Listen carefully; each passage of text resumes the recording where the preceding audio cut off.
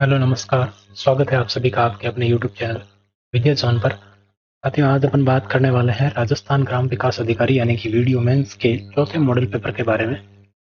इसके बारे में बात करेंगे। इसमें अपन सभी सब्जेक्ट को कवर करके चलेंगे। ठीक है, अच्छे से कवर करके चलेंगे, लास्ट तक बनी रहेगा। और मैंने वन रिपोर्ट का वीडियो भी बना दिया है, वो नहीं देखा तो आप जाकर जरूर देख लीजिएगा।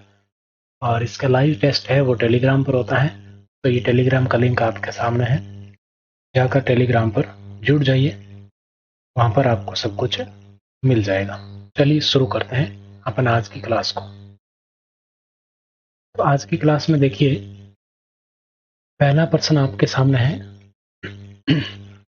उद्धार शब्द का सही संधि विच्छेद क्या होगा। तो उद्धार के संधि विच्छेद की साथियों अगर बात करेंगे, उद्धार का सही संधि विच्छेद क्या होगा, तो इसका संधि विच्छेद होगा उत प्लस हार। क्या होगा? उत प्लस हार होगा। ठीक है, तो ऐसा किसमें दिया गया है? B option. बी ऑप्शन आपका आंसर हो जाएगा। अगर आपसे पूछे कि उद्धार में कौन सी संधि है, तो इसमें संधि कौन सी है? व्यंजन संधि है। कौन सी संधि हो जाएगी? व्यंजन संधि आपके बिल्कुल करेक्ट आंसर हो जाएगा। अगला प्रश्न आपके सामने है। अगला प्रश्न क्या है कि परिष्कार शब्द का सही संधि विच्छेद क्या होगा। तो परिष्कार, परिष्कार शब्द देखते ही आपके दिमाग में आना चाहिए परि प्लस क्र धातु। परि प्लस क्र धातु आपके दिमाग में आना चाहिए। और ये क्र धातु क्या होती है?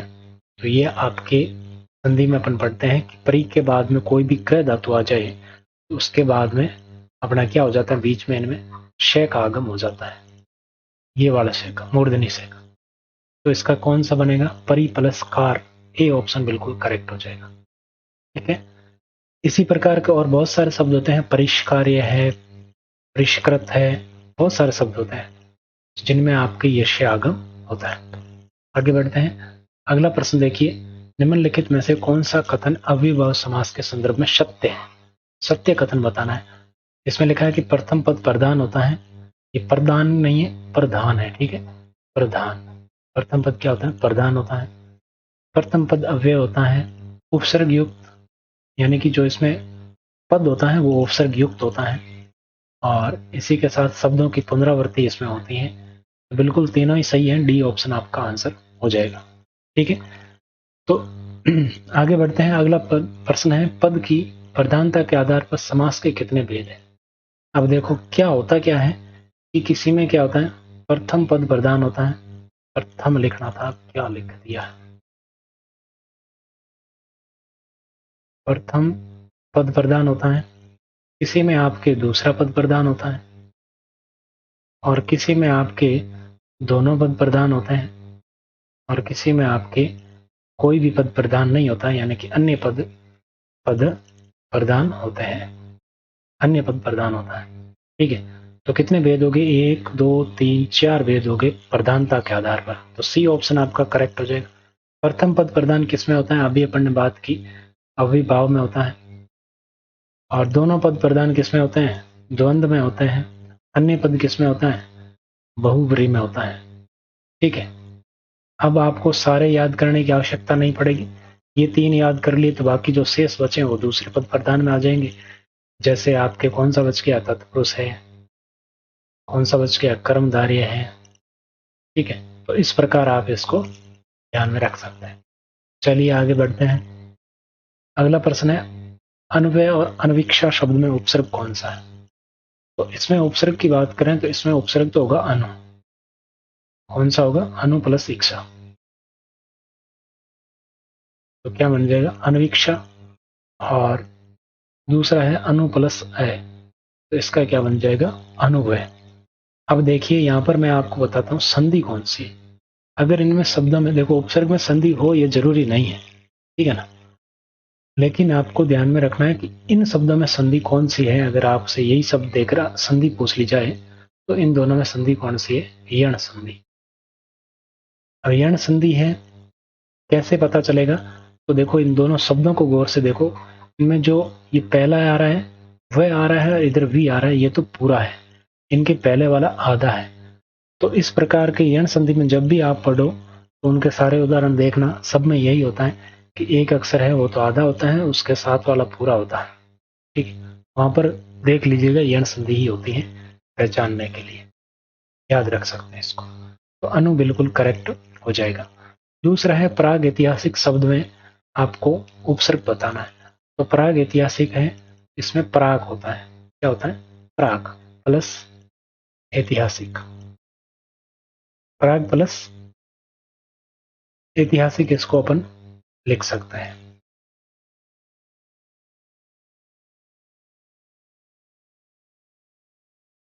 और इसमें इतिहास प्लस इक है, ठीक है। तो प्राग बिल्कुल सी ऑप्शन आपका करेक्ट हो जाएगा। आगे बढ़ते हैं। अगला प्रश्न है अफीमची बावर्ची शब्द में प्रत्यय कौन सा है। अफीमची और बावर्ची में आपको साफ साफ दिख रहा है कौन सा प्रत्यय, ची प्रत्यय है। बहुत ही आसान सा प्रश्न। अगला है कि निम्न में से किस शब्द में अपत्यवाचक तदित प्रत्यय है। अपत्यवाचक तदित प्रत्यय किसमें है।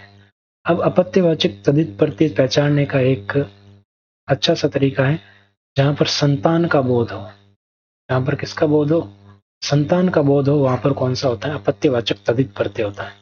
तो कमलिनी, यहाँ पर कोई संतान का बोध नहीं हो रहा। विशेला नहीं हो रहा है। जानकी, जानकी आप जानते हैं संतान का बोध हो रहा है कि नहीं, जानकी। तो बिल्कुल सी ऑप्शन आपके बिल्कुल करेक्ट हो जाएगा।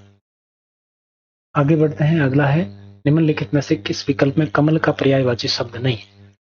तो कमल का पंकज होता है, नीरज होता है, अंबुज होता है, लेकिन आपके कालिंदी कमल का नहीं होता है। अगला प्रश्न है निम्न में से किस विकल्प में दिए गए सभी शब्द इंद्र के पर्यायवाची हैं। तो देवराज, सुरपति, देवेंद्र, अमरपति, ये चारों ही आपके इंद्र के पर्यायवाची हैं। तो बिल्कुल आपके ए ऑप्शन करेक्ट हो जाएगा इसमें भी। अगला प्रश्न है निम्नलिखित में से विलोम शब्दों का असंगत युग्म आपको बताना है। तो असंगत युग्म की अगर बात करें, आश्रित का अनाश्रित ठीक है, आदान का प्रदान ठीक है, इष्ट का दुष्ट नहीं होगा, तिमिर का प्रकाश बिल्कुल ठीक है। सी ऑप्शन बिल्कुल यहाँ पर करेक्ट हो जाएगा। आप मेरे को बताइए कि इष्ट का विलोम शब्द क्या होता है। आगे बढ़ते हैं। अगला प्रश्न है निम्न में से विलोम शब्दों का कौन सा युग्म सही है। अब की बार पूछा जा रहा है कौन सा सही है। तो इसमें देखो, वेष्टि समष्टि बिल्कुल सही है, वेष्टि समष्टि। संकीर्ण अविस्तीर्ण, अविस्तीर्ण नहीं, इसका क्या होता, विस्तीर्ण बिल्कुल करेक्ट हो जाता। इसी प्रकार आगे देखो, अव्यर्थक सार्थक, सार्थक का व्यर्थक होता, वे अव्यवस्था कुव्यवस्था नहीं, यहाँ पर सुव्यवस्था होता, ठीक है। तो इस प्रकार आपको ध्यान में रखना है। आगे बढ़ते हैं। अगला प्रश्न है उपयुक्त और उपर्युक्त शब्द युग्म का आपको अर्थ बताना है। तो उपयुक्त, उपयुक्त का मतलब क्या होता है, उपयुक्त का मतलब होता है उचित, जो सही हो। उपर्युक्त का मतलब होता है ऊपर कहा हुआ, ऊपर कहा गया या कहा हुआ। तो यहाँ पर है ऊपर कहा हुआ उचित, पहला ही ऑप्शन बिल्कुल आपके करेक्ट हो जाएगा। अगला है अभय उभय। देखो अभय, भय का मतलब क्या होता है, डर। ए लग गया तो ए का अर्थ होता है बिना या मना करना। तो बिना डर, तो क्या हो जाएगा, निडर। बिना डर का मतलब निडर। और उभय मतलब जो दोनों में हो कॉमन, तो दोनों बिल्कुल करेक्ट हो जाएगा, सी ऑप्शन। अगला प्रश्न है जो साथ में पढ़ा हो, जो साथ में पढ़ा हो उसको क्या कहते हैं, सहपाठी कहते हैं, ठीक है। पठनीय, पठनीय का लिए वाक्यांश क्या होगा, जो पढ़ने में रोचक लगे। पठनीय मतलब जो पढ़ने लायक हो, जिसको पढ़कर रोचक लगे वो क्या है, पठनीय होता है, जो पढ़ने लायक हो। अगला है निम्न में से शुद्ध शब्द कौन सा है। तो ऋतु आपके हमेशा क्या होती है, छोटी होती है, ऊ की मात्रा छोटी आएगी। उर्मी हमेशा क्या होती है, बड़ी होती है। और संग्रहित बिल्कुल सही है। कुरीति होता है, कुरूति नहीं होता है। अगला प्रश्न देखो, शुद्ध शब्द का चयन करना आपको रीति अनुसार, रीति अनुसार, रीति अनुसार, रीत्यानुसार। बी ऑप्शन बिल्कुल करेक्ट हो जाएगा, रीति प्लस अनुसार, रीत्यानुसार। अगला है बालक और बालिकाएं एक साथ दौड़ रहे हैं। तो ऐसे वाक्यों में आपको पता है कि जो लास्ट वाला कर्ता होता है उसके अकॉर्डिंग यहाँ पर आता है। बालिकाएं स्त्रीलिंग है, तो यहाँ पर भी क्या आएगा, स्त्रीलिंग आएगा, दौड़ रही है होगा, ठीक है। तो यहाँ पर आपके बिल्कुल कौन सा करेक्ट हो जाएगा, दौड़ रही है होगा, लिंग संबंधी यहाँ पर त्रुटि है, ये ऑप्शन बिल्कुल करेक्ट हो जाएगा। अगला है अक्ल के घोड़े दौड़ाना। अक्ल के घोड़े यानी कि दिमाग में सोचना। दिमाग में सोचना मतलब कल्पनाएं बनाना। तो ए ऑप्शन बिल्कुल आपके करेक्ट हो जाएगा। अगला प्रश्न देखिए, अपना मतलब पूरा करना। तो अपना मतलब पूरा मतलब खुद का काम निकालना। तो सी ऑप्शन बिल्कुल करेक्ट हो जाएगा, काम निकालना। अगला देखो, भयंकर भूल। भयंकर भूल का मतलब है, यहाँ पर लोकोक्ति कौन सी हो जाएगी? लिखत सुधाकर लिखगा राहु। बी ऑप्शन बिल्कुल आपकी करेक्ट हो जाएगा। अगला है ज्ञापन किसका अर्थ होता है? तो ज्ञापन किसका अर्थ होता है? मेमोरेंडम। क्या हो जाएगा? मेमोरेंडम बिल्कुल आपके करेक्ट हो जाएगा। अगला है, किस शब्द का अर्थ पुराना बकाया है? पुराने बकाया को कहते हैं ओवर ड्यू। क्या कहते हैं? ओवर ड्यू कहते हैं। बी ऑप्शन बिल्कुल करेक्ट हो जाएगा। अगला प्रश्न देखो, the Ramayana that you can't protect dharma if you know what it is. तो यहाँ पर तो इज आएगा। द रामायण, तो रामायण का साथ कौन सा आएगा? Says. The Ramayana says that you can't protect dharma if you don't know, if you don't know what it is. तो ए ऑप्शन आपका बिल्कुल करेक्ट हो जाएगा। अगला है, तो अगला देखिए, गेट आउट। तो इसको वॉइस चेंज करना है। गेट आउट का क्या हो जाएगा? You are order to get out. ये अंडरस्टूड होता है यू, तो you are order to get out बिल्कुल करेक्ट हो जाएगा। अगला है, द ट्रेजेडी शॉक्ड अस। इसका क्या बनेगा? तो इसका बनेगा, अस का क्या हो जाएगा? वी। तो वी के साथ क्या आएगा? वी के साथ वर आएगा कि are? Are. We are shocked at the tragedy. बिल्कुल ए ऑप्शन आपका करेक्ट हो जाएगा। आगे बढ़ते हैं। अगला प्रश्न है, your friend will say to me you are late again. Your friend will say to me, say to me. Say to किस में चेंज होगा?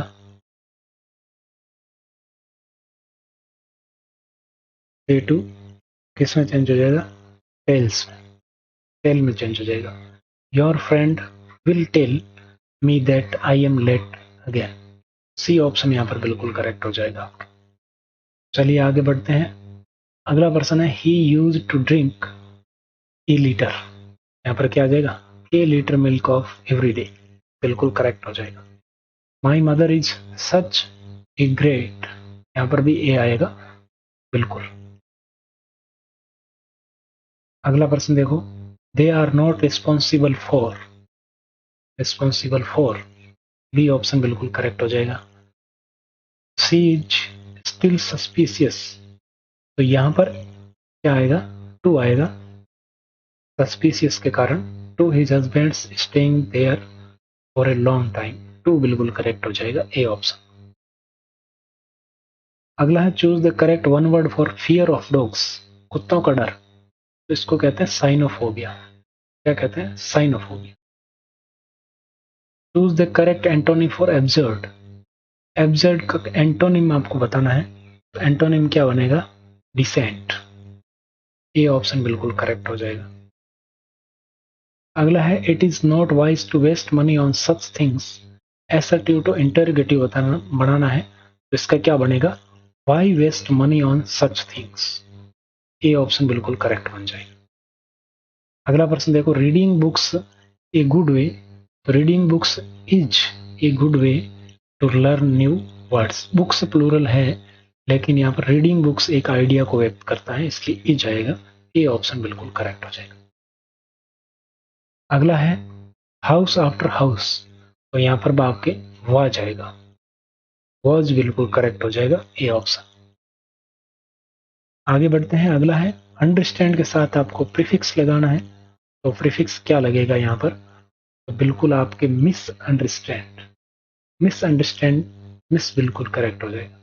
और जब एक पैसेज पढ़ के आपको आंसर देना था, पैसेज इतना पढ़े आंसर दे वो तो पॉसिबल नहीं है, लेकिन इसमें नन ऑफ दीज दोनों में बिल्कुल करेक्ट आएगा, 39-40। अगला प्रश्न है, इंडियन स्पेस रिसर्च ऑर्गेनाइजेशन के नव नियुक्त चेयरमैन कौन है?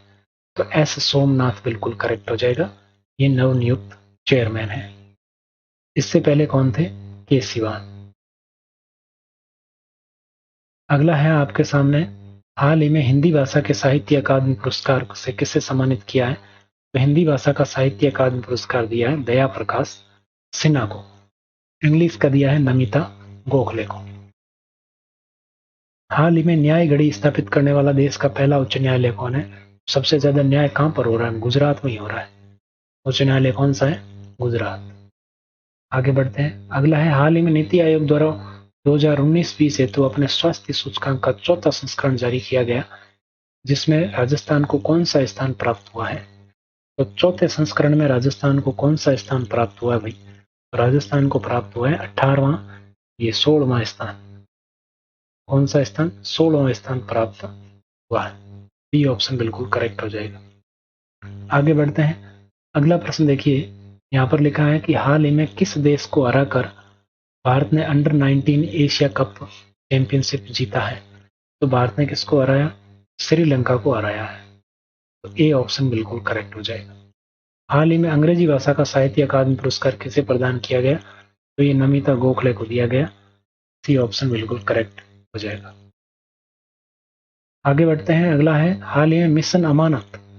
मिशन अमानत आपके भारतीय रेलवे के द्वारा शुरू किया गया है खोई हुई सामान को वापस पाने के लिए, मिशन अमानत। इसके द्वारा अभी 1-2 मिशन और चलाए गए, उनको भी अगर आप याद कर पा रहे हैं तो मुझे जरूर बताइएगा। भारतीय रेलवे के द्वारा बेस्ट ड्रामा फिल्म का गोल्डन ग्लोब अवार्ड 2022 किसे दिया गया? बेस्ट ड्रामा फिल्म का अवार्ड दिया गया है the power of the dog को। बी ऑप्शन बिल्कुल करेक्ट हो जाएगा। अगला है, कपड़ा सुखाने की मशीन और दूध से मक्खन निकालने की मशीन का वर्किंग प्रिंसिपल किस पर आधारित होता है? तो इसमें क्या होता है, दोनों में ही सेंटर में जो है वो आपके फोर्स लगता है, और इस सेंटर में लगने वाले फोर्स को क्या कहते हैं? अपकेंद्रीय बल कहते हैं। सी ऑप्शन बिल्कुल करेक्ट हो जाएगा। अपकेंद्रीय बल के सिद्धांत पर यह कार्य करता है। आगे बढ़ते हैं। अगला देखिए, सभी मात्रक जो मूल मात्रकों की सहायता से व्यक्त किए जाते हैं, तो वो मूल मात्रक तो नहीं हो सकते, क्या कहलाएंगे? व्युत्पन्न मात्रक। बी ऑप्शन बिल्कुल करेक्ट हो जाएगा। विद्युत ऊर्जा को प्रकाश ऊर्जा में, तो उसमें नहीं, ऊष्मा होगा। यहाँ पर क्या होगा? ऊष्मा ऊर्जा। ऊष्मा ऊर्जा में कौन व्यक्त करता है? विद्युत ऊर्जा को। प्रकाश ऊर्जा में बल्ब बदल देता है, ठीक है।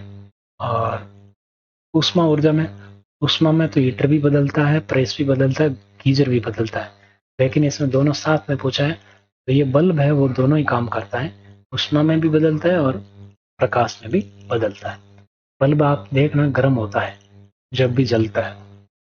वह न्यूनतम वेग जिससे अधिक वेग से यदि किसी वस्तु को ऊपर की ओर फेंक दिया जाए तो पृथ्वी के तल पर कभी वापस लौट कर नहीं आएगी, तो वो वेग है 11.2 किलोमीटर प्रति सेकंड।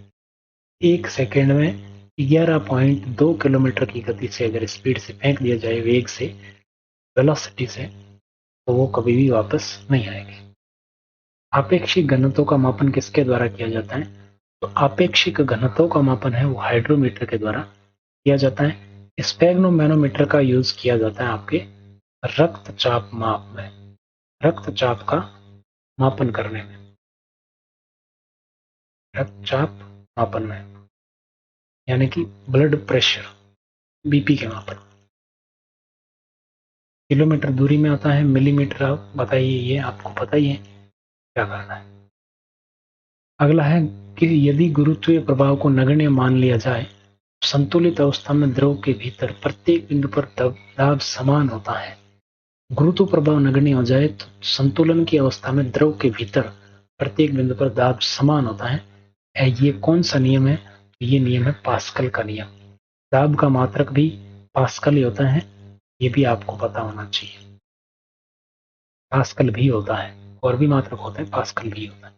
चंद्रमा पर लोलक घड़ी, लोलक यानी कि आप समझते होंगे, कुछ घड़ियों में इधर ऐसे पेंडुलम लगा होता है, वो ऐसे इधर और इधर घूमता रहता है, उसको कहते हैं लोलक। लोलक घड़ी ले जाने पर उसका आवर्तकाल बढ़ जाता है।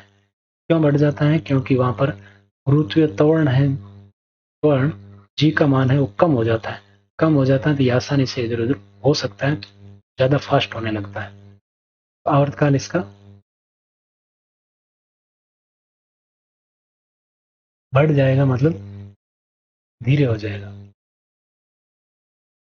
तो गुरुत्वाकर्षण का मान पृथ्वी की तुलना में कम होता है। चांद पर क्या होता है, गुरुत्वाकर्षण का मान कम होता है, इसलिए इसका आवर्तकाल क्या है, बढ़ जाएगा, है ना, घटेगा नहीं, बढ़ जाएगा।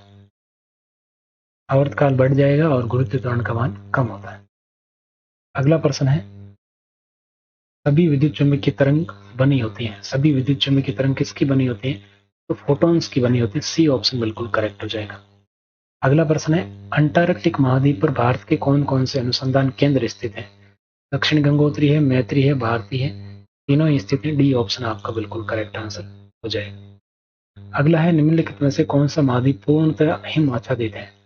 उत्तरी अमेरिका नहीं है, दक्षिण अमेरिका नहीं है, ऑस्ट्रेलिया भी नहीं है, अंटार्कटिका है, ये पूर्णतः हिम आच्छादित महाद्वीप है। अगला है, निम्नलिखित में से कौन सी महासागरीय जलधारा का संबंध अल नीनो से है।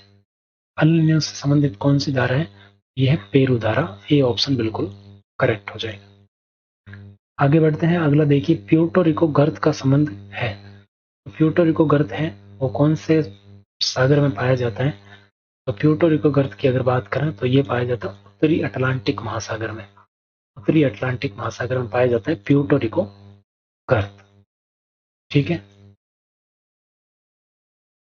आगे बढ़ते हैं। अगला प्रश्न आपके सामने है, सुंडा और जावा पर्वत, जावा गर्त, इसको ट्रेंच कहते हैं, ये किस महाद्वीप में है, तो ये सुंडा और जावा गर्त है वो हिंद महासागर में है। इसमें हिंद महासागर में। बी ऑप्शन बिल्कुल करेक्ट हो जाएगा। निम्नलिखित में से कौन सा पोषण का प्रथम स्तर है। प्रथम स्तर कौन सा होता है, तो प्रथम स्तर होता है उत्पादक। कौन सा होता है, उत्पादक आपके प्रथम स्तर होता है। आगे बढ़ते हैं। अगला है, निम्नलिखित में से कौन सा कथन असत्य है। अपघटक मुख्य रूप से बैक्टीरिया और कवक होते हैं।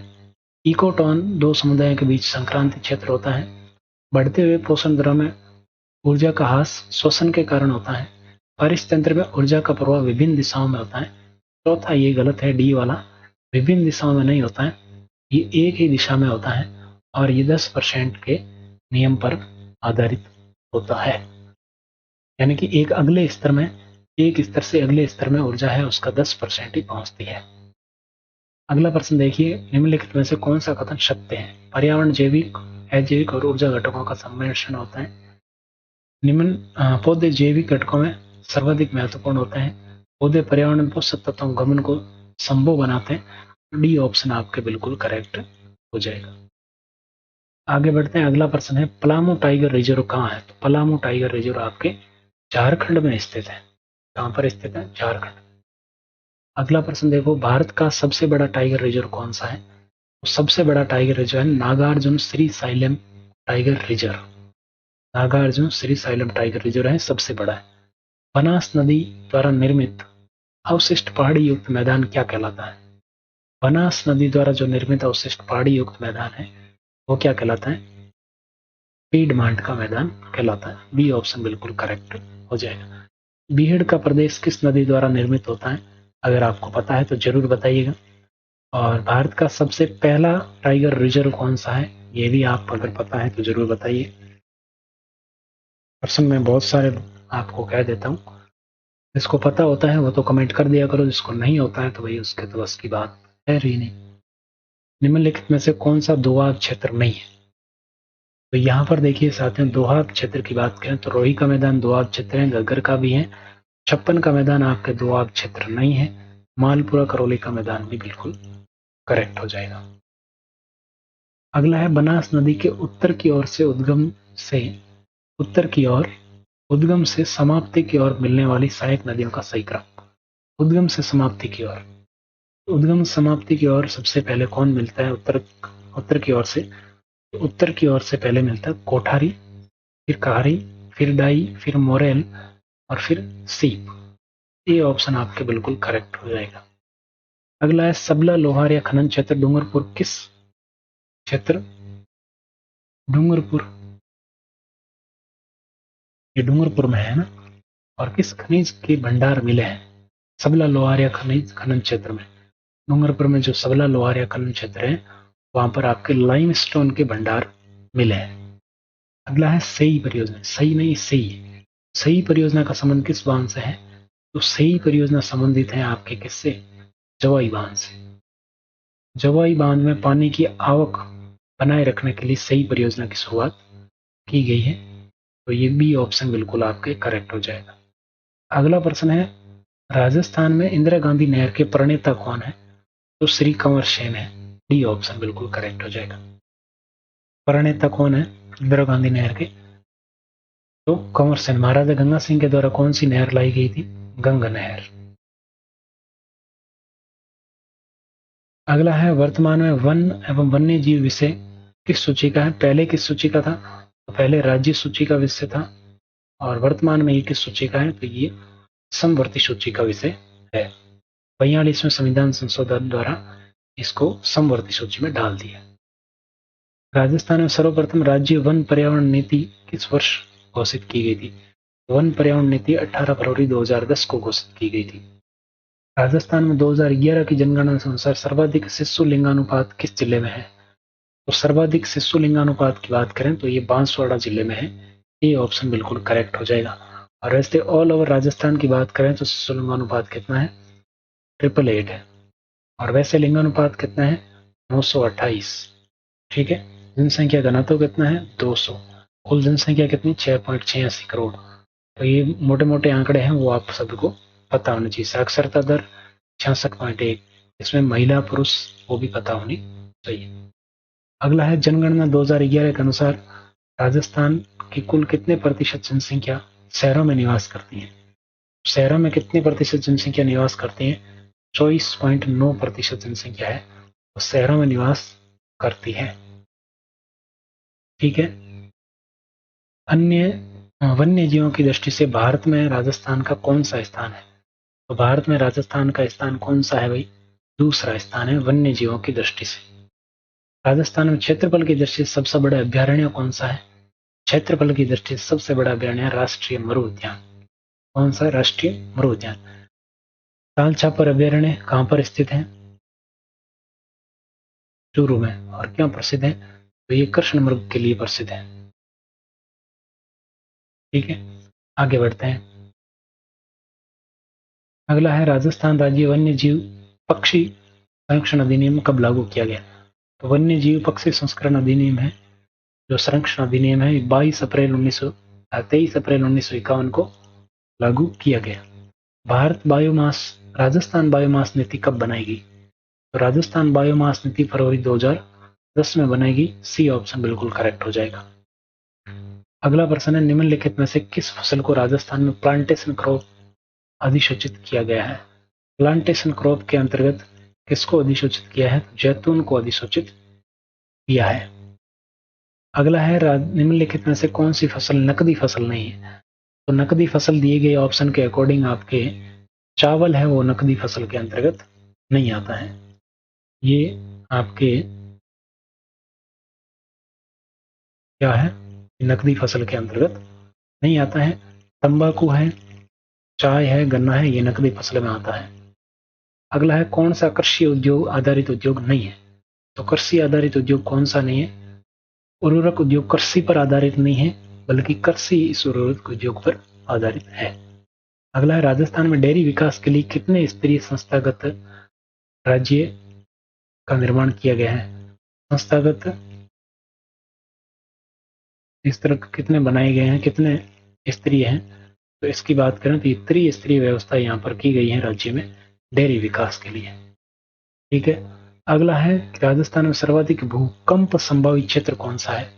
तो भूकंप संभावित क्षेत्र कौन सा है? भरतपुर, अलवर और झुंझुनू वाला क्षेत्र है, ये सर्वाधिक भूकंप वाला क्षेत्र है। राजस्थान में कितने जिले अकाल से प्रभावित थे 2016-17? 2016-17 की अगर बात करें तो यहाँ पर साथियों 13 जिले हैं वो अकाल से प्रभावित थे। डी ऑप्शन बिल्कुल करेक्ट हो जाएगा।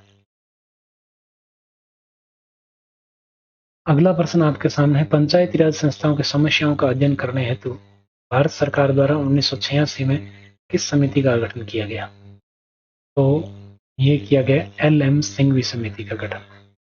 एल एम सिंघवी समिति का गठन किया गया पंचायती राज संस्थाओं की समस्याओं का अध्ययन करने के लिए।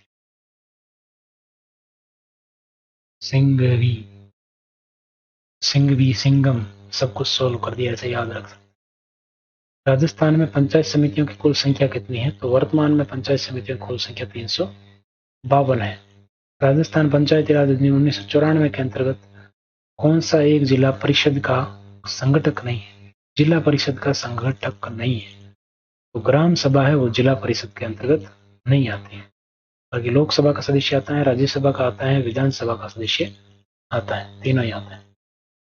अगला है 20वीं पशु गणना के अनुसार राजस्थान में सर्वाधिक वृद्धि और कमी किसमें हुई है? तो सर्वाधिक वृद्धि किसमें हुई है? राजस्थान में 20वीं गणना के अनुसार,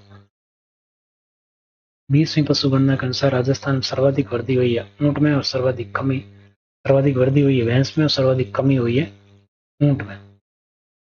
सी ऑप्शन बिल्कुल करेक्ट हो जाएगा। आगे बढ़ते हैं, अगला प्रश्न है, राजस्थान की कामधेनु गाय की किस नस्ल को कहा जाता है? मराठी नस्ल को कहा जाता है राजस्थान की कामधेनु। आगे बढ़ते हैं, अगला प्रश्न है, राजस्थान में बनास बेसिन में किस मृदा का विस्तार पाया जाता है? तो बनास बेसिन में साथियों कौन सी मृदा पाई जाती है? बनास बेसिन में भूरी मृदा पाई जाती है। सी ऑप्शन बिल्कुल करेक्ट हो जाएगा। रेहे, ऊसर, कल्लर किस मृदा के अन्य नाम है? ये क्षारीय मृदा के अन्य नाम है। अगला है, राजस्थान में अरब सागरी मानसून का प्रवेश द्वार कौन से जिले को कहा जाता है? अरब सागरी मानसून की अगर बात करें तो इसका प्रवेश द्वार कहा जाता है बांसवाड़ा को। राजस्थान में सर्वाधिक आर्द्रता नमी लाने वाली मानसून की कौन सी शाखा है? तो ये अरब सागरी शाखा है जो सर्वाधिक नमी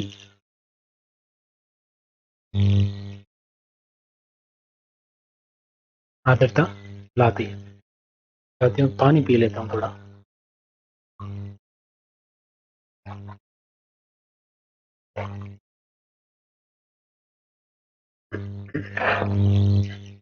आगे बढ़ते हैं, अगला प्रश्न है, गरीबी को पूर्ण रूप से समाप्त करने का लक्ष्य कौन सी पंचवर्षीय योजना में रखा गया था? तो पूर्ण रूप से समाप्त करने का लक्ष्य रखा गया था 8वीं पंचवर्षीय योजना में गरीबी को पूर्णतः समाप्त करने का लक्ष्य रखा गया था। इसी के साथ अगला प्रश्न है कि भारत में गरीबी हटाओ का नारा कौन सी पंचवर्षीय योजना में दिया? तो ये 5वीं पंचवर्षीय योजना में गरीबी हटाओ का नारा दिया गया। बेरोजगारी की समस्या का निदान करने के लिए कौन सा उपाय प्रयोग में लाया जाना चाहिए? तो निवेश में वृद्धि, निवेश में सब कुछ किया जाना चाहिए, जनशक्ति आयोजन उपयुक्त सभी। मेरे को लग रहा है कि प्रश्न रिपीट हुआ है कहीं, ऐसे ही लग रहा है, पता नहीं। राजस्थान स्टेट केमिकल वर्क्स की 3 इकाइयां कहाँ स्थित है? राजस्थान स्टेट केमिकल वर्क्स की 3 इकाइयां डीडवाना में स्थित है, ये आपको ध्यान रखना है। अगला प्रश्न है, राजस्थान सरकार द्वारा औद्योगिक विकास को बढ़ावा देने के लिए विशेष आर्थिक क्षेत्र नीति कब लाई गई? विशेष आर्थिक क्षेत्र नीति लाई गई 13 मार्च 2003 को। बी ऑप्शन बिल्कुल करेक्ट हो जाएगा। अगला है, मल्चिंग का संबंध किससे है? तो टिब्बा स्थिरीकरण से संबंधित है मल्चिंग। किससे संबंधित है? टिब्बा स्थिरीकरण से।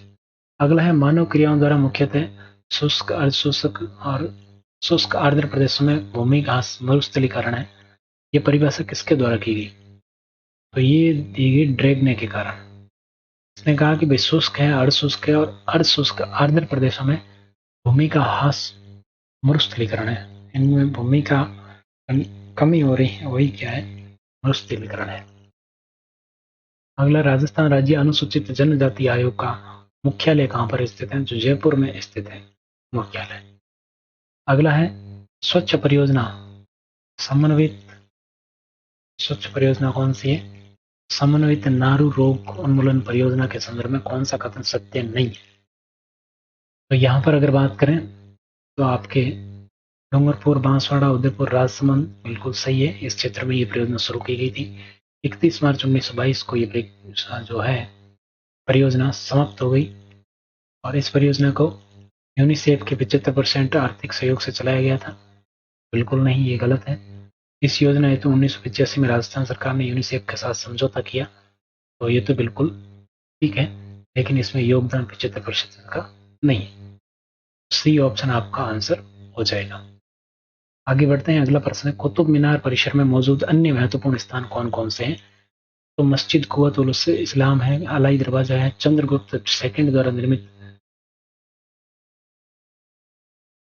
वहां पर एक स्थान है, उस स्थान को किस नाम से जानते हैं? ये तो मुझे याद नहीं है, लेकिन वहां पर है जरूर। तो बिल्कुल डी ऑप्शन आपके करेक्ट हो जाएगा, ये तीनों ही स्थान वहां पर है। आकाशीय बिजली गिरने से कुतुब मीनार की चौथी मंजिल किसके शासनकाल में ध्वस्त हो गई थी? ये तो फिरोज तुगलक के शासनकाल में हुई थी। ये चौथी मंजिल और पांचवी मंजिल फिर बनवाई गई थी, है ना। तो इसमें चौथी मंजिल हो गई थी फिरोज तुगलक के काल में। अगला है, जबान ए हिंदवी किसको कहा जाता है?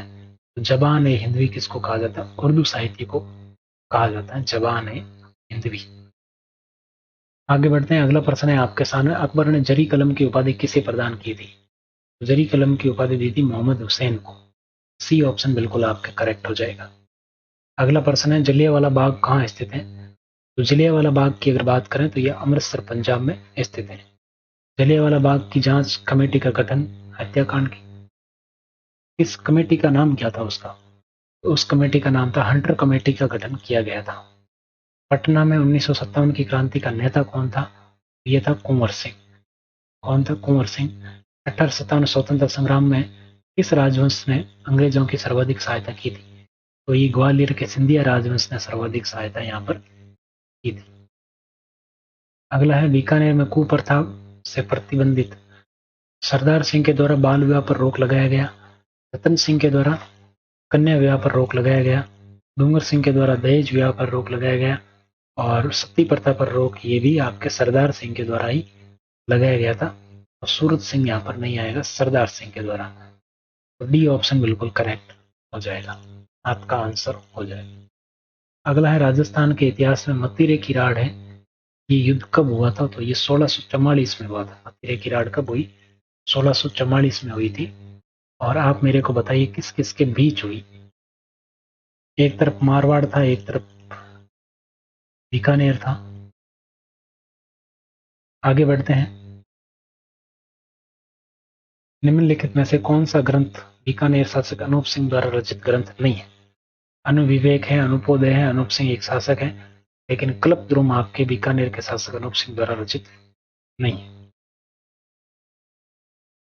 आगे बढ़ते हैं। आर्थिक समीक्षा 21-22 के अनुसार 2019 में राजस्थान किस फसल के उत्पादन में प्रथम स्थान पर नहीं रहा? तो बाजरा में प्रथम स्थान था, राई सरसों में था, चना में था, मूंगफली में आपके दूसरा स्थान था। प्रथम स्थान पर कौन है? तो फर्स्ट है इसमें गुजरात। डी ऑप्शन बिल्कुल आपका आंसर हो जाएगा। अगला प्रश्न देखिए, आर्थिक समीक्षा 2021-22 के अनुसार देश के कुल उत्पादन में राजस्थान का प्रतिशत कौन सा है? तो बाजरा के कुल उत्पादन में राजस्थान का प्रतिशत कितना है? तो बाजरा के कुल उत्पादन में प्रतिशत है 45.56, बिल्कुल ठीक है। राई और सरसों में 46.28 है, चना में 21.44 नहीं है, गंवार में 78.62 है, बिल्कुल ठीक है। सी ऑप्शन आपका आंसर हो जाएगा, बिल्कुल करेक्ट। अगला प्रश्न है, औद्योगिक श्रमिकों के उपभोक्ता मूल्य सूचकांक केंद्र में शामिल नहीं है। तो अलवर शामिल है, जयपुर शामिल है, भीलवाड़ा शामिल है, बीकानेर इसमें शामिल नहीं है। आगे बढ़ते हैं। अगला प्रश्न है, ढूंढाड़ी बोली के संदर्भ में कौन सा कथन सत्य नहीं है? तो ढूंढाड़ी को झाड़साई बोली कहा जाता है, बिल्कुल ठीक है। जनसंख्या की दृष्टि से सबसे बड़ी बोली है, ठीक है। और ढूंढाड़ी बोली की उत्पत्ति गुर्जरी अपभ्रंश से नहीं हुई है। ढूंढाड़ी की भाषा का साहित्यिक रूप पिंगल कहलाता है, बिल्कुल सही है। सी ऑप्शन आपका आंसर होगा। इसकी उत्पत्ति है वो गुर्जरी अपभ्रंश से नहीं हुई है। इसकी उत्पत्ति कौन से हुई है? सौर सैनी अपभ्रंश से हुई है। आगे बढ़ते हैं। अगला है, मारवाड़ी बोली के संदर्भ में सत्य कथन। इसकी उत्पत्ति गुर्जरी अपभ्रंश से मानी जाती है। कुवलयमाला ग्रंथ मरुभाषा में उल्लेखित है। मरुभाषा शब्द का उल्लेख इसमें मिलता है। कुवलयमाला किसकी है? तो कुवलयमाला है उद्योतन सूरी की।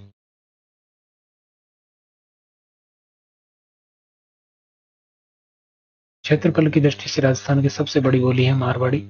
पर सभी कथन सही है, बिल्कुल सही। अगला है, बडार क्या है? तो बडार आपके विवाह के अवसर पर किया जाने वाला भोजन है। ये ऑप्शन बिल्कुल आपके करेक्ट हो जाएगा। आगे बढ़ते हैं। अगला प्रश्न है, मुस्लिम महिलाओं द्वारा पहने जाने वाला सफेद रंग की वेशभूषा को क्या कहा जाता है? तो सफेद रंग की वेशभूषा को कहा जाता है तिलका, और काले रंग की वेशभूषा होती है उसको कहा जाता है बुर्का। काले रंग की जो वेशभूषा होती है उसको तो क्या कहते हैं? बुर्का कहते हैं, जबकि सफेद रंग की वेशभूषा को तिलका कहा जाता है। ये ऑप्शन बिल्कुल करेक्ट हो जाएगा। सागड़ी प्रथा क्या है? तो सागड़ी प्रथा का संबंध है बंधुआ मजदूरों से। ये ऑप्शन बिल्कुल करेक्ट हो जाएगा। अगला है, निम्नलिखित में से कौन सा सही सुमेलित नहीं है? गोगा जी की माता का नाम सेडू नहीं था, बाचल था। बाचल दे। बाबू जी की कमला दे, राम कुंवरी, तेजा जी की रामदेव जी की मैणा। बिल्कुल करेक्ट हो जाएगा ये ऑप्शन। आगे बढ़ते हैं। राजस्थान किस संत की भेंट मुगल शासक अकबर से हुई? तो ये हुई थी दादू की। दादू की भेंट हुई थी संत दादू दयाल, फतेहपुर सीकरी में। निम्नलिखित में से कौन सा युग्म असुमेलित है? कक्का नृत्य कामदेव, थाली नृत्य तेजा जी का नहीं पाबू जी का होता है। थाली नृत्य किसका होता है? पाबू जी का। बी ऑप्शन आपका आंसर हो जाएगा, बाकी सब सही है। सिद्ध पुरुष खेताराम जी महाराज द्वारा निर्मित ब्रह्म मंदिर राजस्थान के किस जिले में है? तो भाई सीताराम जी के द्वारा निर्मित जो ब्रह्म मंदिर है वो आपके बाड़मेर में स्थित है। कहाँ पर? बाड़मेर में। अगला है, निम्नलिखित में से कौन सा सही सुमेलित नहीं है? कौन सा नहीं है? भैया दूज कार्तिक शुक्ल द्वितीया को, तिल छठ माघ कृष्ण षष्ठी को, गोपाष्टमी कार्तिक शुक्ल अष्टमी को, ये चैत्र अमावस्या को, मौनी अमावस नहीं होती, माघ अमावस्या को होती है मौनी अमावस। तो बी ऑप्शन आपका आंसर हो जाएगा। ये लो जी, गणित आ गई है। गणित में देखो साथियों, आपके सामने है बहुत सारे अच्छे अच्छे प्रश्न, और इनमें देखने वाली बात यह है कि भिन्नों में सबसे बड़ी और सबसे छोटी भिन्न का अंतर बताना है। तो देखो इसमें सबसे बड़ी कैसे निकालेंगे?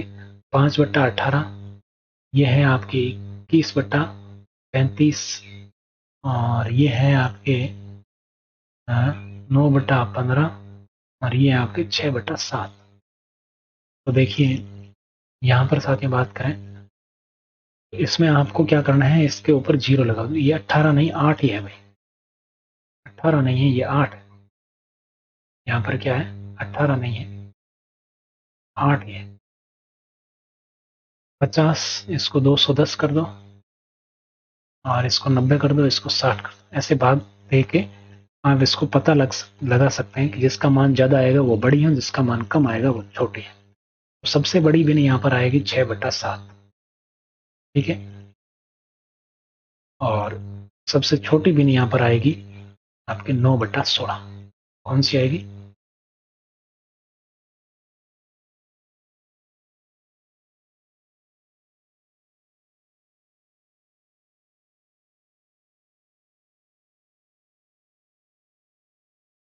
ये इसमें 9/16 कर लेना भाई, ये 9/15 नहीं है।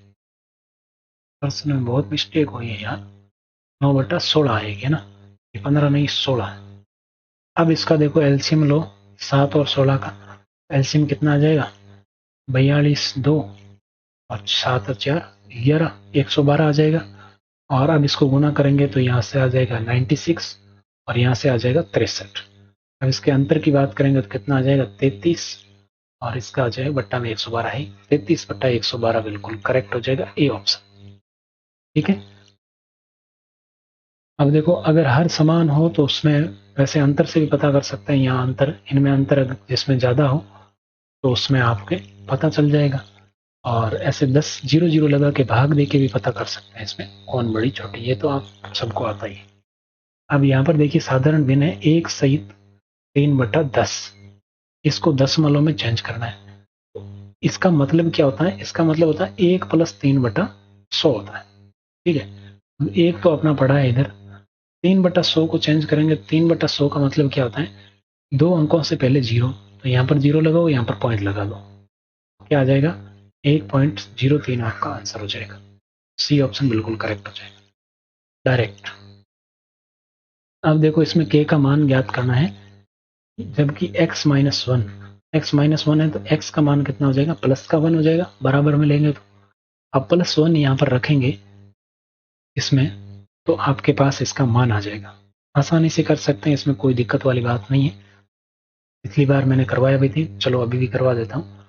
2 इंटू 1 का स्क्वायर प्लस ये x है, x की जगह 1 रखेंगे तो k का k ही रहेगा, कोई फर्क नहीं पड़ेगा, और रूट 2 हो जाएगा। ये भी 2 का 2 ही रहेगा, 2 प्लस k प्लस रूट 2। ठीक है, अब 2 प्लस k को तो इधर रख लो, रूट 2 को उधर भेज दो तो माइनस का रूट 2, और 2 को अब उधर भेजो तो ये भी क्या हो जाएगा, माइनस का रूट 2 माइनस 2 हो जाएगा, है ना, माइनस का 2 हो जाएगा। तो आप चाहें तो इसको माइनस को बाहर ले सकते हैं, माइनस को बाहर लेंगे तो कैसे हो जाएगा, माइनस को बाहर लेंगे तो इसको ऐसे लिख सकते हैं, 2 प्लस रूट 2, माइनस के अंदर गुणा होगी तो वापस से माइनस हो जाएगा। तो ऐसा आंसर यहाँ पर दिया गया है ऑप्शन बी। ऑप्शन के अकॉर्डिंग भी तो चलना पड़ता है, बी ऑप्शन बिल्कुल आपका करेक्ट हो जाएगा। अगला देखो, यदि x प्लस 1 और x माइनस 1 बहुपद के गुणनखंड है तो a और b का मान ज्ञात करना, a और b का मान यहाँ पर ज्ञात करना है। ये भी आसानी से कर सकते हैं, कोई दिक्कत नहीं है। यहाँ इसमें भी मान रखना है, बार बार मान रखना पड़ेगा, 2 बार रखना पड़ेगा, है ना, 2 बार मान रख के इसको ज्ञात कर सकते हैं। कैसे करेंगे, तो सबसे पहले x प्लस 1 वाले को लेंगे तो x का मान आ जाएगा अपने पास -1, तो -1 सब जगह रखेंगे और इसको सॉल्व करेंगे, आसानी से कर सकते हैं, कोई दिक्कत वाली बात है नहीं। और एक बार क्या करेंगे, x की जगह ये -1 है तो x बराबर +1 आ जाएगा, तो एक बार -1 रखना है, एक बार +1 रखना है। इससे अपने पास 2 समीकरणें बनेगी, समीकरणें बनेगी उसको सॉल्व करेंगे तो a का मान आपके पास -2 आ जाएगा और b का मान आपके पास +2 आ जाएगा। टाइम कंज्यूम करने का मतलब नहीं है, आसानी से इसको कर सकते हैं, -2 और 2 बिल्कुल करेक्ट हो जाएगा। ठीक है, अगर ये आपसे नहीं हो पा रहा है तो आप मेरे को कमेंट करके बताइए, मैं अलग से आपको करके दे दूंगा, है ना, आसान प्रश्न है। अब अगला देखो, 7,500 रुपए को ए बी सी में इस प्रकार बांटा जाता है। देखो, ए बी सी में बांटा जाता है तो ए और बी के भाग का अनुपात है 5:2, बी और सी का अनुपात है 7:13। तो बी को कितनी राशि प्राप्त हुई, अब अपने को सबसे पहले इसका अनुपात निकालना है। तो यहाँ पर 7 आ जाएगा, पड़ोसी से भरना है अपने को, इधर 2 आ जाएगा, अब गुना कर लो, यहाँ पर 26 और यहाँ पर 14 और 5 7 35, ये अपने पास अनुपात आ गया अपने पास। और टोटल रकम अपने को दे रखी है कितनी, टोटल राशि है 7,500। 7,500, 7,500 किसके बराबर है, 7,500 है इनके योग के बराबर, तो इनका योग 14 और 35 और 26 को जोड़ेंगे तो अपने पास आएगा 51। ठीक है, सॉरी कितना आएगा, 75 आएगा, 51 में 75, 75 आएगा। और अपने को निकालना है बी की वैल्यू, बी को कितनी राशि प्राप्त हुई, बी का अनुपात क्या है, 14 है, तो गुणा 14 कर दो, इससे इसके काटेंगे तो 100 बार कटेगा, 100 को 14 से गुणा करेंगे तो 1400 आ जाएगा, बिल्कुल करेक्ट हो जाएगा आपके ये ऑप्शन। ठीक है, आसान है, कोई दिक्कत नहीं है। अगला प्रश्न देखो, 378 रुपए के मूल्यों का अनुपात आपको दे रखा है, कितना दे रखा है, अनुपात आपको दे रखा है 13:11:7, 17 नहीं है 7 है, 7 दे रखा है। अब देखो ये तो मूल्यों का अनुपात है, अब 13 का कितना है, एक रुपए का है, उसका अनुपात 13 है, फिर 50 पैसे का अनुपात है, फिर 25 पैसे का अनुपात है। अब आपको क्या करना है, आपको ये देखना है कि रुपयों में देखना है। अब एक एक के कितने सिक्के होंगे तो 13 रुपए हो जाएंगे, ये मूल्य का अनुपात है, ठीक है ना, मूल्य है, ये तो मूल्य है। ठीक है, अब अपन क्या निकाल रहे हैं, संख्या निकाल रहे हैं, रियल संख्या। रियल संख्या एक एक के कितने सिक्के होंगे तब 13 रुपए हो जाएंगे, 13, 50 के कितने सिक्के होंगे,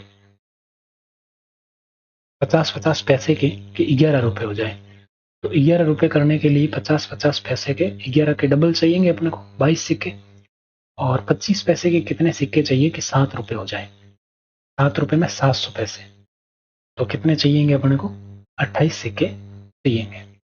ठीक है, अब इनके योग की बात करें तो इनका योग हो गया 63। ठीक है, अब इसके सिक्के सिक्कों की संख्या दी थी अपने, टोटल सिक्कों की संख्या कितनी है? 378 है।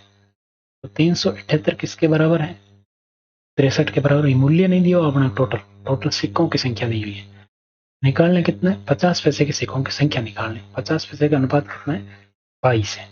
तो 22 से गुणा कर लो। ठीक है, अपन इसको 9 के पाड़े से काटते हैं 7 के पाड़े से। 9 साते 63, 7 पंजे 35, 7 चौके 28 और 9 छके 54।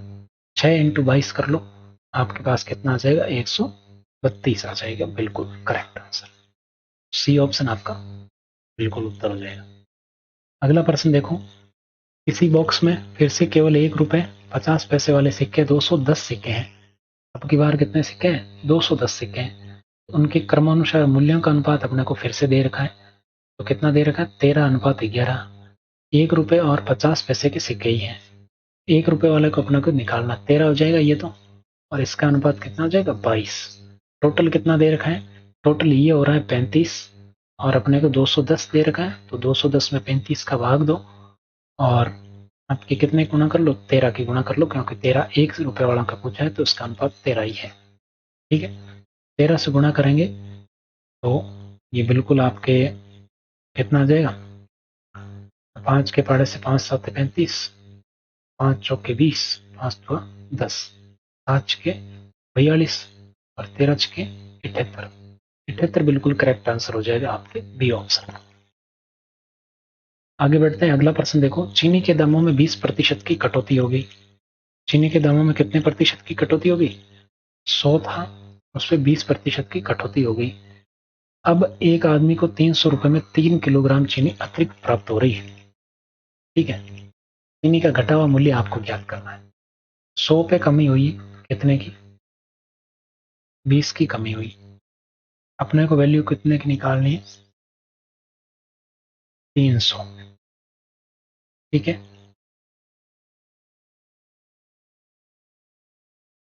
तो 2 जीरो से 2 जीरो कट गए, 3 2 6, 60 आ गया आंसर। अब अपने को प्रति किलो मूल्य निकालना है, तो 3 का भाग दे दो, कितना आ जाएगा? 20 रुपए प्रति किलो। ये ऑप्शन बिल्कुल आप करेक्ट हो जाएगा।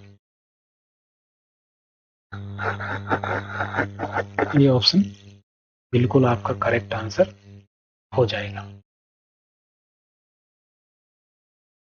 भाई इसका मतलब ये है कि 100 पे 20 की कमी हुई थी, 300 पे कितने की कमी हुई है? 60 रुपए कम। 60 रुपए मतलब कितने? 3 किलो के हैं 60 रुपए। ये 60 रुपए 3 किलो के, 3 का भाग दिया तो प्रति किलो मूल्य आ गया। हमारी बात समझ। अगला प्रश्न देखो, एक व्यक्ति आय को 75% खर्च कर देता है। मान लीजिए उसकी आय कितनी है? 100 रुपए। 75% खर्च कर दिया। कितना खर्च कर दिया? 75 खर्च कर दिया उसने। अनंतर उसकी आय 20% बढ़ जाती है, तो आय कितनी हो गई? 120 हो गई। खर्च में 15% की वृद्धि हो जाती है, तो इसका 15% निकाल के 7.5, तो इसका 15% की इसमें वृद्धि करेंगे तो ये हो जाएगा 86.25। अब देखो यहाँ पर बचत हो रही थी 25 की, यहाँ पर बचत कितनी हो रही है? माइनस कर लो इसको, 33.75 की बचत हो रही है। अब उसकी बचत में कितने प्रतिशत की वृद्धि हो जाएगी? 25 पे कितने की वृद्धि हो गई? 25 पे 8.75 की वृद्धि हो गई। 25 से बढ़ गया ना, 33.75 हो गई बचत। 25 पे कितने की वृद्धि हुई? 8.75 की वृद्धि हो गई।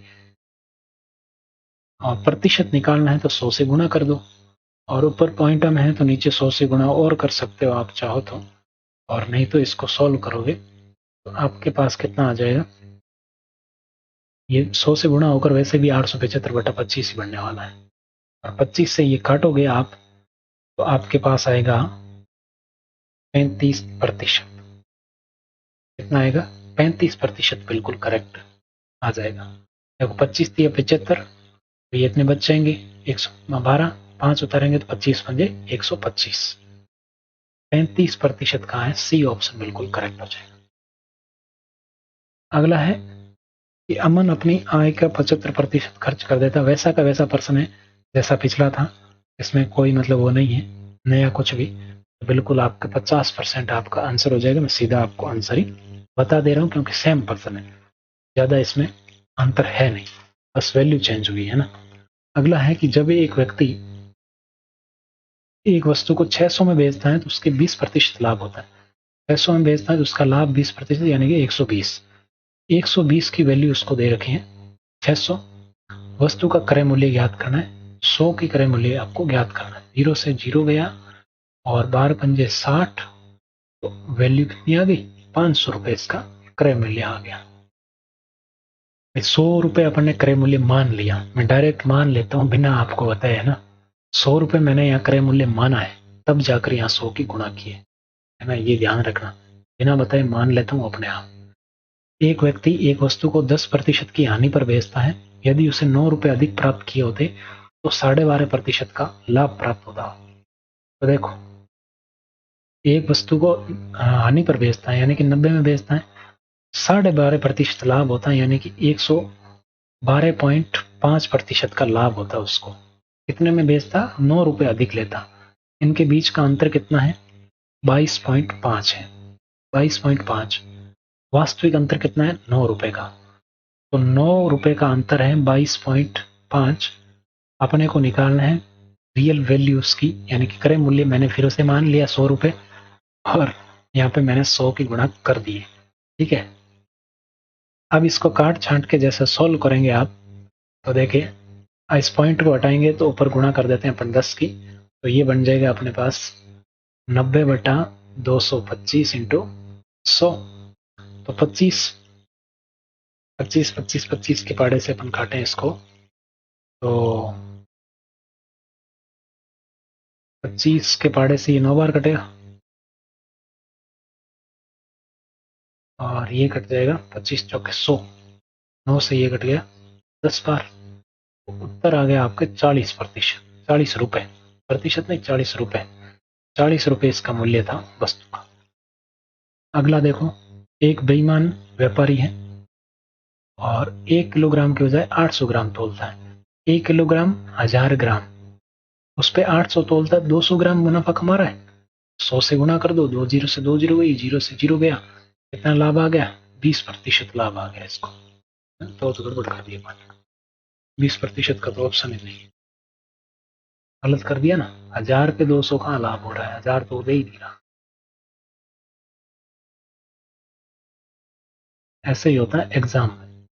देखिए, वो 1 किलोग्राम के बजाय 800 ग्राम ही तोलता है। कितना तोलता है? 800 ग्राम। और कितना कम तोलता है? 200 ग्राम। तो 800 ग्राम के पीछे कितने खा रहा है वो? 200 ग्राम खा रहा है। अब अपने को प्रतिशत मिलेगा। 2 जीरो से 2 जीरो गई और अब 200 में 8 का भाग देते हैं तो 25 बार जाएगा। 25 अट्ठे 200 होता है।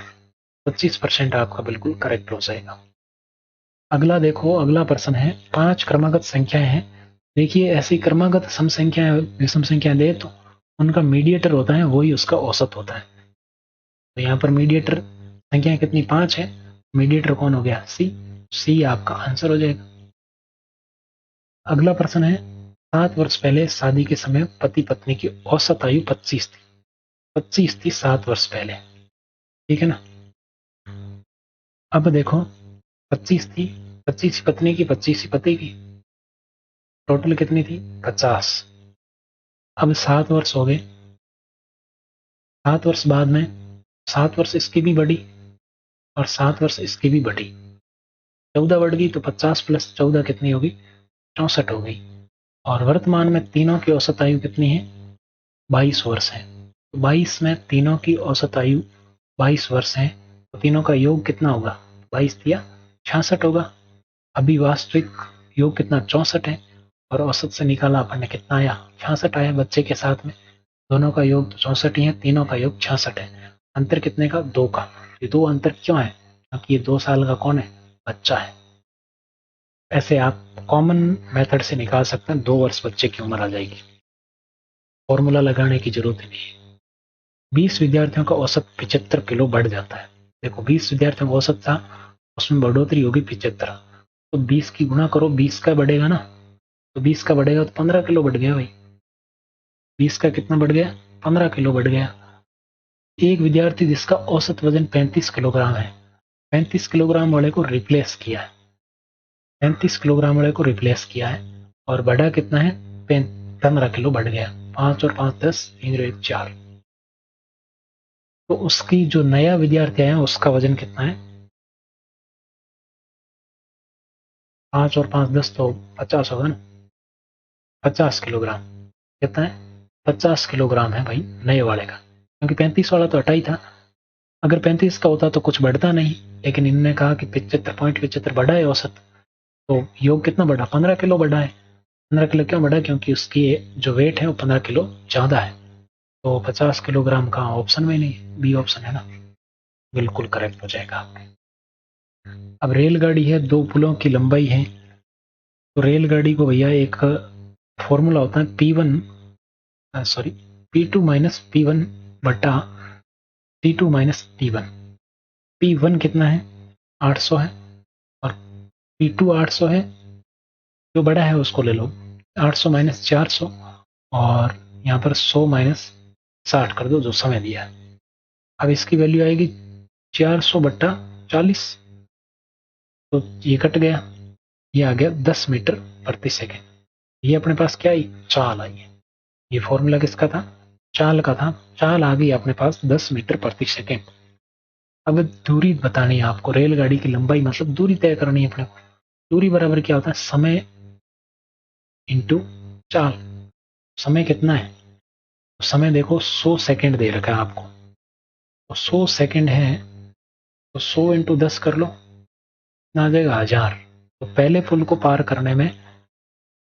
पार करेगा तो 1000 मीटर दूरी रेलगाड़ी पार करेगी। 800 मीटर का तो पुल है, पीछे बच्चे कितने, 200, तो 200 मीटर की कौन है, रेलगाड़ी है।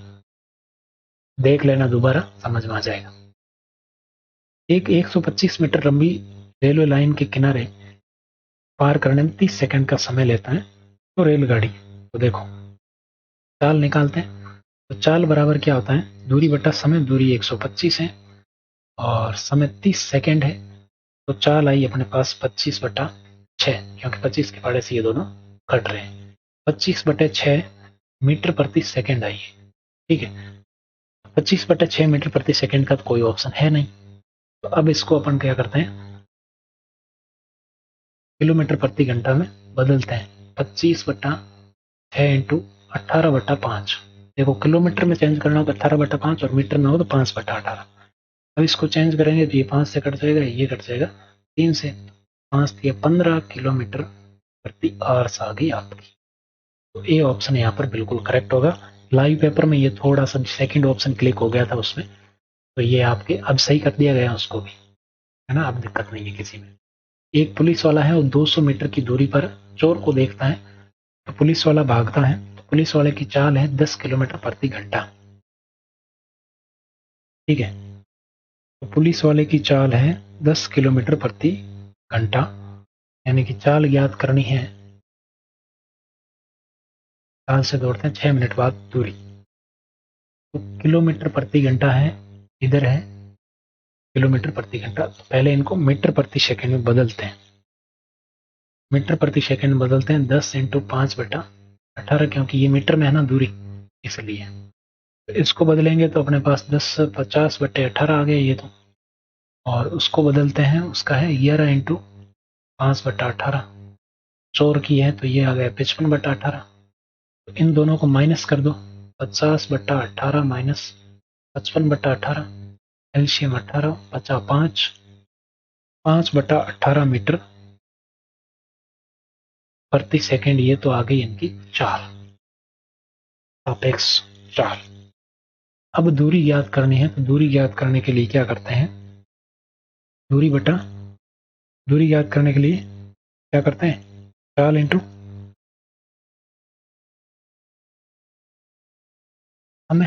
चाल कितनी है, 5/18 मीटर प्रति सेकंड है, ठीक है ना, ये मीटर प्रति सेकंड है, और यहाँ पर समय दिया है मिनट में, तो मिनट 6 मिनट में कितने सेकंड होंगे, 6 6 6 6 6 इंटू 60 करेंगे 36, 360। अब 360 है तो ये इससे कटेगा 20 बार, 5 हुआ 10, और 100 मीटर आपका बिल्कुल करेक्ट आंसर आ जाएगा दूरी। सी ऑप्शन करेक्ट हो जाएगा, ठीक है। समझ में आ गया, पहले अपन ने मीटर प्रति सेकंड बदला, फिर उनकी सापेक्ष चाल निकाली, और फिर अपन ने क्या किया कि आपकी दूरी निकालनी थी, तो दूरी क्या होता है, चाल इंटू समय। चाल ये थी, समय 6 मिनट में था, उसको सेकंड में बदल कर अपन ने कर लिया। अब देखो अगला है, एक वर्ताकार खेत का क्षेत्रफल आयताकार क्षेत्रफल के समान है। आयताकार खेत की लंबाई कितनी है, 14 और 11 है, परिधि 100 मीटर है। 14 और 11, 14 लंबाई है और 11 चौड़ाई है। इनको जोड़ के 2 की गुणा कर दो, परिमाप आ जाएगा। इसका परिमाप आ जाएगा, आयत का परिमाप आ जाएगा। तो 14 इंटू 2, इनको जोड़ के गुणा करेंगे तो अपने पास आएगा 50 मीटर। ये आयत का परिमाप आ गया। आयत का परिमाप 50 मीटर आ चुका है। तो लंबाई अपन निकाल सकते हैं अब। तो लंबाई कितनी होगी भाई, 14 के अनुपात में लंबाई होगी। तो लंबाई निकालते हैं, L बराबर 50 बटा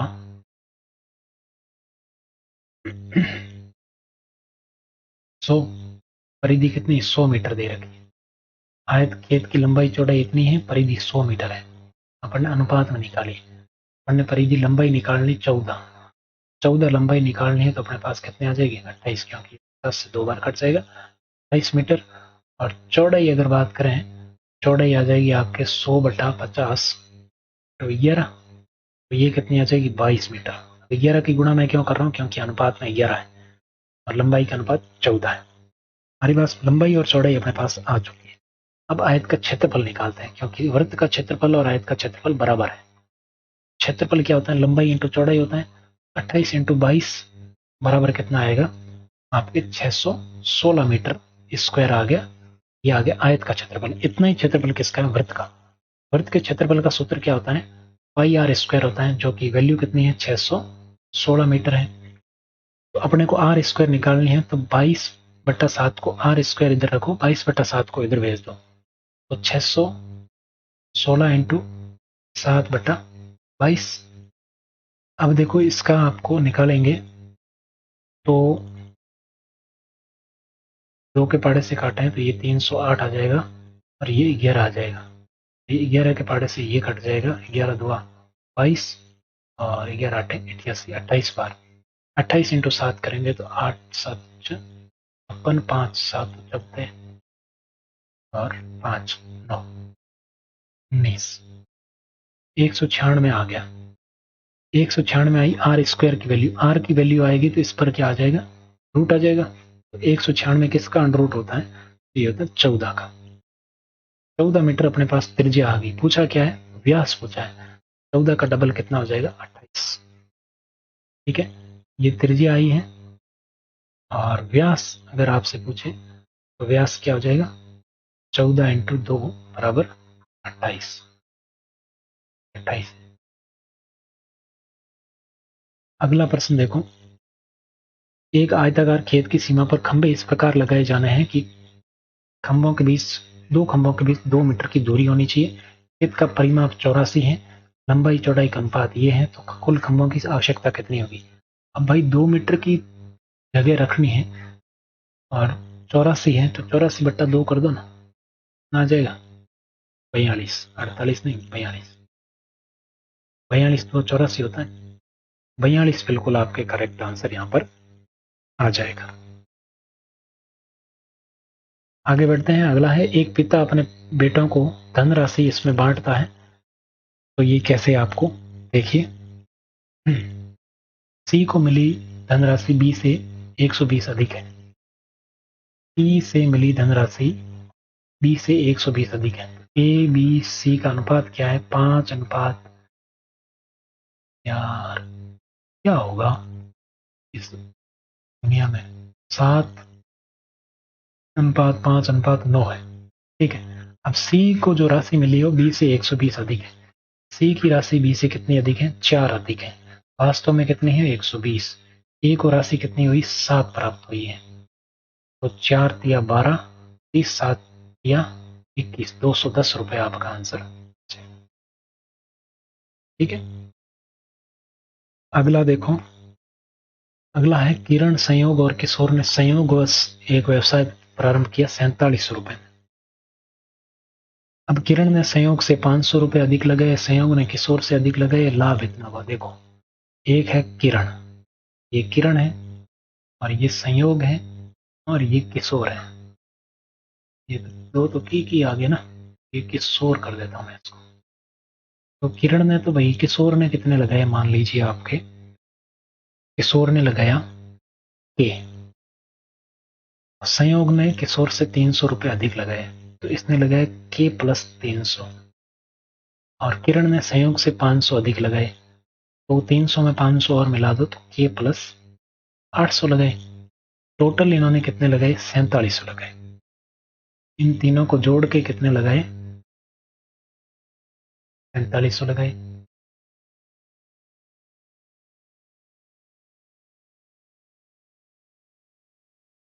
जोड़ के कितने लगाए, 4700। अब देखिए ये टोटल के कितने हो गए, 3 तो इधर के है, और वैल्यू कितनी, 800 और 300, 1100 होगी ना। 4700 में से 1100 घटा दो तो कितना बचेगा, 3600 बचेगा। के की वैल्यू चाहिए तो 3600 में 3 का भाग दे दो, 3 का भाग दोगे तो आपके आ जाएगा 12, 12 तिया 36, 1200 रुपये के की वैल्यू आ गई।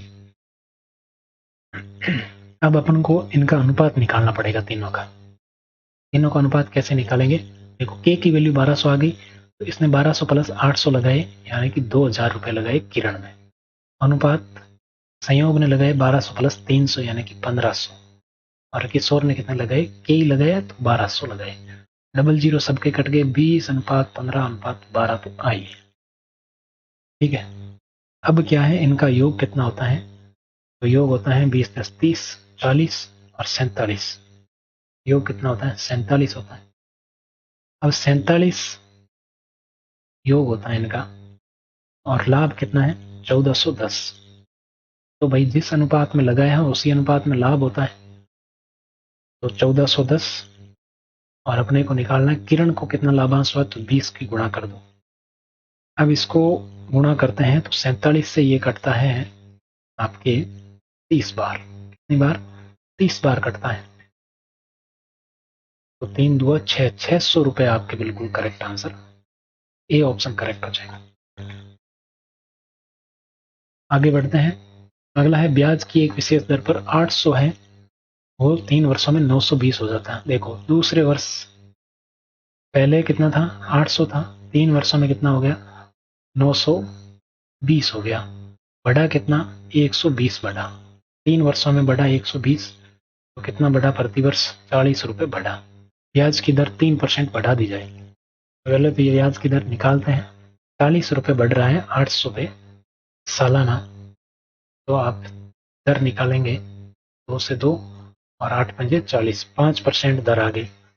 अब दर को कितना बढ़ाना है, 3% बढ़ाना है। कितनी करनी दर, 8% करनी है, तो 100 पे अब कितना करना है, 8% बढ़ाना है, तो 800 पे कितना बढ़ेगा, 2 जीरो से 2, 64, 64 रुपये बढ़ेंगे। अब कितने बढ़ेंगे, 64 बढ़ेंगे प्रति वर्ष। पहले 40 बनते थे, अब 64 बढ़ेंगे। तो 3 साल में कितने बढ़ेंगे, 3 साल में 192 रुपये बढ़ेंगे। सी ऑप्शन बिल्कुल करेक्ट हो जाएगा। अगला है, किसी धन का साधारण ब्याज 5 वर्ष बाद 300 हो जाता है, अगले 5 वर्ष में मूलधन 3 गुना कर दिया है, तो 10वें वर्ष के अंत में कुल ब्याज कितना होगा। ये भी अच्छा है। देखो मान लीजिए 100 रुपए था, उसका 5 वर्ष बाद वो कितना हो गया, 300 रुपये हो गया। 5 वर्ष बाद 300 रुपये हो गया। मान लो एक्स, मान लो यार कोई भी मान लो, एक्स मान लो 300 रुपये हो गया। अगले 5 वर्ष में मूलधन को 3x कर दिया, तो ब्याज भी तो 3x हो जाएगा, 3 गुना हो जाएगा, 900 हो जाएगा। ब्याज कितना हो जाएगा, 900 हो जाएगा। तो 10वें वर्ष के अंत में कुल ब्याज कितना होगा, ये आपको बताना है। तो देखो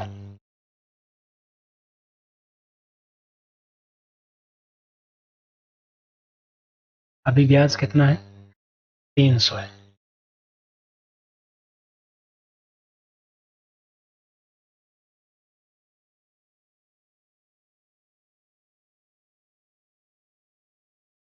कितने वर्षों का, 5 वर्षों का। प्रति वर्ष कितना है, 60 रुपये ब्याज मिल रहा है। ठीक है, अब इसको कितना कितना कर दिया, प्रति वर्ष 3 गुना होगा। अब ये 3 गुना, ये मैंने समझाया है सिर्फ, ये इसका सवाल से कोई मतलब नहीं है। 3 गुना हो जाएगा, प्रति वर्ष 60 रुपये मिल रहा है, अब 3 गुना मिलेगा प्रति वर्ष। 0×6=18, 180 रुपये प्रति वर्ष मिलेगा अगले 5 सालों में। तो 180 को 5 से गुणा कर दो, ठीक है। तो गुणा करेंगे 5, 8×5=40 और 5 और 4 900 रुपये। 300 रुपये तो ये है, 900 रुपये अगले 5 साल में हो जाएंगे। 900 और 300 टोटल ब्याज इसने पूछा है 10 वर्ष के अंत में, कुल ब्याज 1200 रुपये हो जाएगा। डी ऑप्शन करेक्ट हो जाएगा। जितने समय में 450 750 है वो बढ़ रहा है, उतने ही समय में आपके 840 4% की वार्षिक दर से 840 हो जाता है 750। उतने ही समय में एक खास धनराशि 5% की दर से 575 हो जाता है। तो ब्याज साधारण हो तो मूलधन ज्ञात करें। कोई धनराशि है तो वो क्या हो रही है, उतने ही समय में। यहाँ पर पहले तो अपने को समय ज्ञात करना पड़ेगा कि समय कितना है। समय ज्ञात करने के लिए क्या करेंगे, सूत्र क्या होता है, P/100। तो समय ज्ञात करना है तो P बराबर क्या आ जाएगा, यहाँ पर 4% की वार्षिक दर लग रही है और 840 हो रहा है 750। कितना बढ़ रहा है, ब्याज आ रहा है 90। ब्याज इंटू 100 बटा अपने को लेना है मूलधन कितना है 750 और दर क्या है 4%। अब इसको काट छांट के आप कर लेना तो आपके पास समय आएगा 3 वर्ष का। यानी कि दूसरे में आपके कंडीशन दी है उसमें 3 वर्ष का समय है। तो 3 वर्ष में आपको कितना करना है, 5% बढ़ रहा है, 5% बढ़ रहा है। तो 3 साल में मान लीजिए मूलधन 100 था तो 3 साल में कितना बढ़ जाएगा, 5 या 15% बढ़ जाएगा। तो देखिए यहाँ पर 115 है और वास्तविक वैल्यू कितनी है, 575 हो गया। आपको 100 की वैल्यू निकालनी है। 100 की वैल्यू निकालेंगे तो आपके पास देखो, इसको काटते हैं तो आपके पास 115, ये आ जाए 115, 23 से ये कट जाएगा 5, तो आ जाएगा 500 रुपये। मूलधन कितना आ जाएगा 500 रुपये। ए ऑप्शन बिल्कुल करेक्ट हो जाएगा। अगला प्रश्न देखो, चक्रवृद्धि ब्याज पर 3 वर्ष में 800 रुपये और 4 वर्ष में कोई धन है 840 हो जाता है। तो 1 वर्ष में कितना बढ़ा, 40 बढ़ा। 1 वर्ष में 40 बढ़ा, कितने पे बढ़ा, 1 वर्ष में 40 बढ़ा कितने पे, 800 पे। 3 वर्ष में 800 हो रहा है और 4 वर्ष में 840 हो रहा है। तो ये चक्रवृद्धि ब्याज है, ठीक है। 2 जीरो से 2 जीरो, 8×5=40, 5% आपके दर आ जाएगी। कोई धन है, इसने ये ना कि भाई ये ब्याज इतने पे इतना, इसने कहा कि कोई धन है जो 800 रुपये हो गया 3 साल में, 4 साल में 40 हो गया। तो ब्याज है वो 800 पे लग रहा है, धन पे नहीं लग रहा ना। तो 800 पे 40 बढ़ रहा है, तो अपने को प्रतिशत दर चाहिए थी 5% आज। अब ये कह रहा है कि एक धनराशि चक्रवृद्धि ब्याज पर 4 वर्षों में 3840 हो जाती है और 5 वर्षों में है वो इतनी हो जाती है। अब जो इसमें अंतर है ना वो इसका ब्याज है, इन दोनों के बीच जो अंतर है वो इसका ब्याज है। इन दोनों के बीच अंतर कितना है, 96 का अंतर है। कितने पे, 3840 पे। अपने को दर निकालनी है, 0 से 0 गया और 960 है ना, 960। अब इसको आप काट छांट करके कर सकते हैं। वैसे तो ये 96 से ये कट जाएगा 4 बार, तो आपके पास आएगा 10/4। 10/4 यानी कि 2.5%। बी ऑप्शन बिल्कुल करेक्ट हो जाएगा। अब ये देखो, ऐसा ये है, कोई धनराशि है और चक्रवृद्धि ब्याज के दूसरे वर्ष के अंत में इतनी होती है, तीसरे वर्ष के अंत में इतनी होती है। जो अंतर है वो इस पे ब्याज है। तो आप ब्याज दर निकाल लेना, दर से धनराशि निकाल लेना। ए ऑप्शन इसका आंसर आ जाएगा बिल्कुल करेक्ट। अगला है कि एक कोण अपने पूरक कोण का 20% अधिक है। पूरक कोण क्या होता है? x प्लस वाई मान लेते हैं, दो कोण है, उनका योग कितना होता है? 90 डिग्री। ठीक है, वो क्या कहलाते हैं? पूरक कोण कहलाते हैं।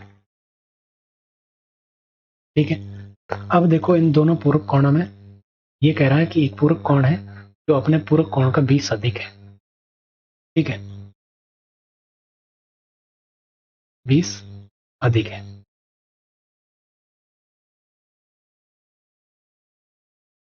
x का मान कितना है? y बटा 20 है। तो इस x की जगह रख दो, x की जगह रख दो y बटे y प्लस 20 प्लस y बराबर 90। y कितने होंगे? 2y, और ये इधर आएगा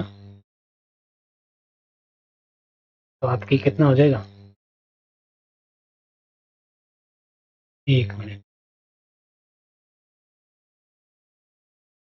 एक कोण अपने पूरक कोण से, कोण अपने पूरक कोण से, पूर्वक अपने 20 अधिक है। ये प्रश्न सही नहीं है। ये प्रश्न ऐसे है कि एक कोण अपने पूरक कोण से 20 डिग्री अधिक है, तो कोण का मान आपको ज्ञात करना। तो 20 डिग्री अधिक है।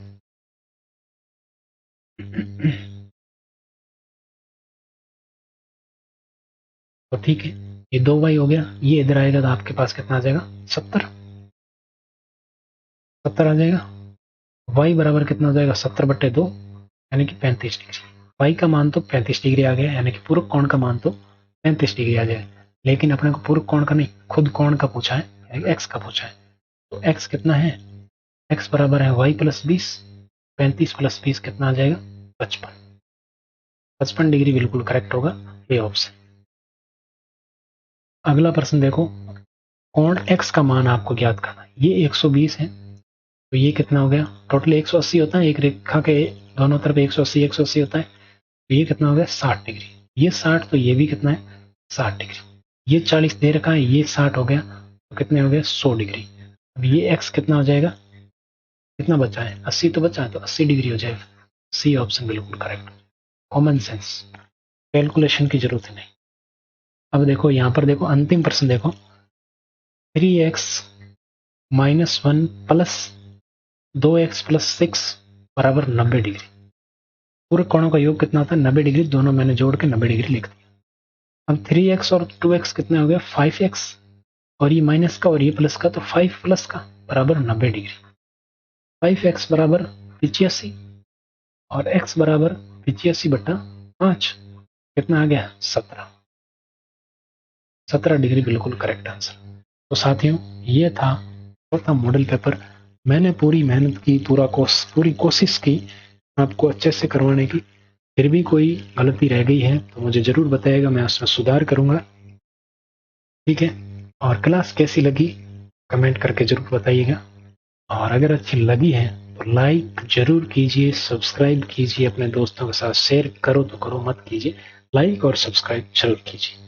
ठीक है, बाकी मिलते हैं नेक्स्ट मॉडल पेपर में। टेलीग्राम पर नहीं जुड़े हैं तो जुड़ जाइए, यहाँ पर आपका बहुत ही शानदार शानदार चीजें उपलब्ध करवाता रहता हूँ। यानी कि सब सूचनाएं टेलीग्राम पर ही मिलती है, कहने का मतलब ये है। ठीक है, थैंक यू वेरी मच।